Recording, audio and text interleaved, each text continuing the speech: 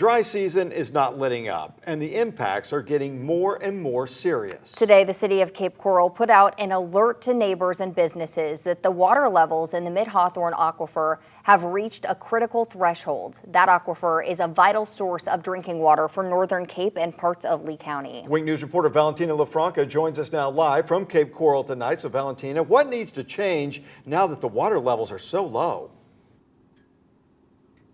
Well, residents need to be more mindful about the water that they're using. Now, if the residents are not, more restrictions might come upon them, and that aquifer could suffer more long-term damage. The water under your feet may be running out. Cape Coral relies heavily on the Mid-Hawthorn Aquifer, a deep underground water source, but levels are now dangerously low. We've been getting inundated with calls, so a lot of our calls have been really centered around pulling well pumps out of the ground and replacing them. James Varelli from Superior Plumbing Solutions says the problem isn't just dry weather.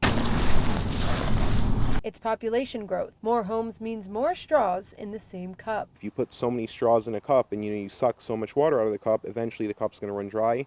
And so I think that's what we're starting to deal with. The cup is starting to lower. If water levels don't improve by May 2nd, stricter rules are coming. That could mean no lawn irrigation at all from private wells, and no new irrigation wells allowed. Current restrictions already limit lawn watering to just 1 day per week, and watering between 9 a.m. and 5 p.m. not allowed. They can still hand water their lawns.